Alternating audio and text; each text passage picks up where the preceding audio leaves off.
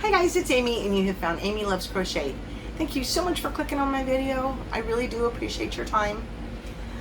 Today I've just got one finished project to share with you. I did not take a picture of everything that is in this box on its way to K Crochet for Bumblebee's Mountain Outreach. But I'm very, very happy to finally get the box shipped off. I'm so sorry it was late. And man, I was kind of below the line this week. At work we've been talking about if you're above the line or below the line, you know, whether it's just your mental place, whether you can focus on your work, whether you've got, you know, energy or no energy, or you're sick or you're not, you know, whatever.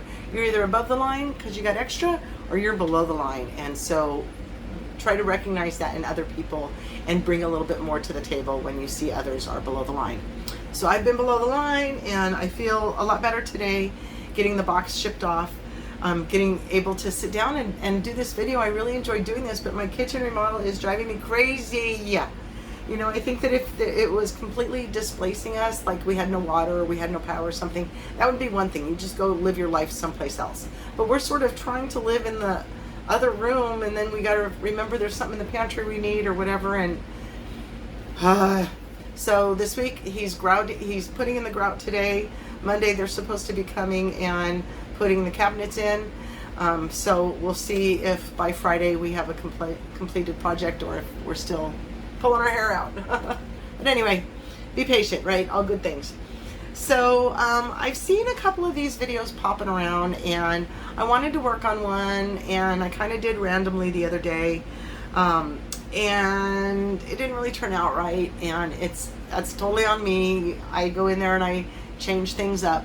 A lot of times when I am working with a color changing yarn like this, I let the yarn just play out as it will, like I did in this project. If you're not familiar with one of these kind of triangle bags, what it is like a rectangle that you then fold in to itself. And so what I did was did the first part of the triangle in one of these, the second part is as a stripe of the two, and then the third part, the second cake. So I kind of got this mixed up, lots of different colors going on. In my head I remembered it being a whole lot more pink and a whole lot more blue, but you know, it is what it is. It turned out okay. But what happened was that I get to a point where the skein or the cake is changing color, and I change up the pattern, or I don't, and I should have, type of thing. Sometimes I've made something too big just because I was waiting for the color to change again, and that's just something that personally I really have to keep in mind, because I end up kind of doing myself a disjustice or injustice or whatever. It turns out yucky, and I don't like that. So you can see here, this is supposed to line up a lot better than that. So you have to kind of hold it funny to make it line up, and then the bottom is a little bit wonk wonk. But I like it well enough. So anyway, so this pattern was one where it was the same thing. I'm sure you've seen them out there. There's a panel, you do a long rectangle panel, and then you do the other one like this, and then you put the other one like this, and then you put the other one like this, and you sew the bottoms, you know, and then the top comes together and it's this beautiful bag. Well, I was going along with one of the pinks and decided I didn't want it to be all the mixture of colors that I had here. I wanted to do the panels in certain colors, and I have a whole bunch of this. I have this solid cake, and then 2.5 solid cakes, and then a whole bunch of scraps, because I had made a shirt very similar to this one, and I was doing I was color controlling it a lot. Anyway, so I was working on this and I got my first panel going, and I decided to go ahead and stop early. I didn't make it quite as long as the pattern called for, and because that's where the color changed, but that proved to be kind of bad for the project. This is not what it's supposed to look like. This is the inside, if you will. The pattern that I was watching, the tutorial, she joined on the outsides with a slip stitch. So here's where, you know, the pink is laying this way, and then you put the yellow panel up this way, and you sew the bottom end to that. And then this way along the length is the yellow, and then here's the green on that you just do the bottom of the green. But when you pull the sides up to sew up the sides, then it's supposed to match together in this cute little, pointed top triangle looking thing. But my bottoms, like, it's not long enough, is what I'm trying to say. The ratio didn't go right, so you see wonkiness where it shouldn't be. And trust me, I double, triple checked how my alignment was, and it was all right. So what I did do was, instead of, some people will attach the yarn and then start to crochet the handle and then just attach it at this side, crochet it to it. But in my opinion, it doesn't always look the same on both sides, or on the inside or the outside. And this bag was already so wonky, whether you like the seam on the outside like this, or if you liked it kind of, it looks a little, to me, like a little bit more bubbly or whatever.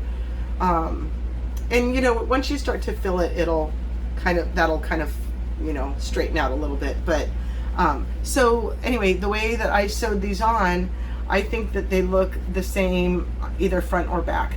So I didn't set out to make a reversible bag, but when I was attaching the handle, I kind of decided that it looked the same.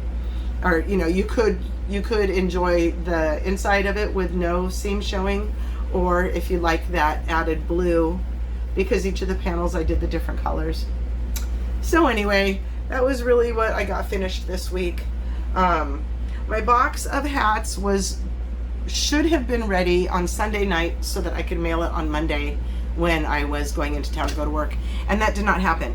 So then I dragged my feet and I made one more hat, and dragged my feet and made one more hat. So Friday morning, finally got the box shipped off. I'm done. I have that off my plate and off my mind, and I hope you guys enjoy some of what I made. And so what I had shown you was a whole bunch of bloom yarn that I was going to make those hats for K Crochet. And I got through all of my bloom yarn. It was quite a bit. I put some ends together and stuff, and I got through all my bloom yarn with just a little bit of remnants, and then one full skein, almost full skein. But I really wanted to finish it all, and so I'm kind of bummed that I didn't get through this last one. And so I already replaced the cubby. I had emptied the cubby of all of this yarn, and so I've already replaced it with something different. So this will just go into my scraps. I have different scrap buckets for different weights of yarn, so this will go into my 5, so that'll be good. And then, whoops, a little bit more. And then the last thing I was going to share with you today is I recently showed you, see, I feel displaced. I don't have it here with me I should have grabbed it. The little shawl, or not little, but the shawl that I made with 2 of the blue cakes held together. This is fingering weight yarn, and so when you hold it together, it's more like a DK, which is just wonderful to work with. So I did a pattern. I did make one of these little shawls. It's called a Pixie Shawlette, and Moogly does it, and she uses a super fine yarn that's 239 yards, and this is 420 yards each as I hold it together. And I've only gotten this far so far, and it's so squishy yumminess. I love holding these 2 fingerings together. It's a little bit hairy, sorry about that, but you can see the monochromatic colors, and that word was used in one of my comments. Thank you. Yes, I thought that they were closer together, and I kind of like that there's a little bit lights and darks in there like that. So again, this pattern is meant for using a 1 weight by itself, and so I'm going to have a much bigger finished project. This one, does she say how big it ends up? I did not copy that over here, but she's using a 4mm hook with that 1 weight yarn, and I used a 5.5mm hook, and I'm to hold these 2 together. So I'm really excited about how this is going to look.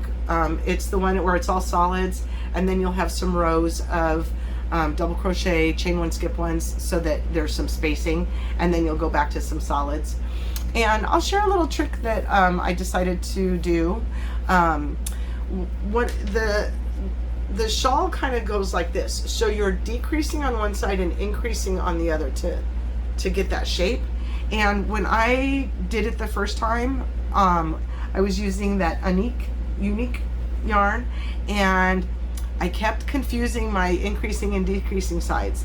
So I thought I would go out there and make some stitch hook or stitch markers, and I started looking through where I could find like the charms to make the stitch markers, and I just kept finding finished stitch markers, like completed ones. And so one of the ones that I had seen you could write on, so that it could always write whatever you want on your stitch marker. I can't remember, they were just little square shapes. And so I decided, you know what, I'm gonna go ahead and play that rule here, that too. So I took one of my regular little stitch markers here and put a D and put an I on the other side. So I'm never confused again on which is my increase and which is my decrease. Now granted, you're doing two double crochets together on the decrease side, and 3 double crochets in the same space on the increase side. So you'd think that Amy might be able to figure that out by looking at it, but it's one of those that if you're just working away and you're not really paying attention, that it's very easy to get thrown off. And I didn't want to do that anymore. So I really spent a whole lot of money and made my own little decrease and increase pins, stitch markers. Alrighty guys, thank you so much for sitting with me today. I hope you are above the line today. I am above the line most days, and I really am feeling blessed that I feel so good most of the time. So when I am down, I really do kind of notice it. And I hope that doesn't come through in my videos. I hope that when I'm talking to you, I'm already above the line again and things are going well for me. So in case you saw a little picture of me and hubby over here in the corner, that is an Olin Mills photo from 1988. We were 18 years old. He had gone to basic training in AIT in the military, and it was Thanksgiving. And in January we would be moving to upstate New York from California.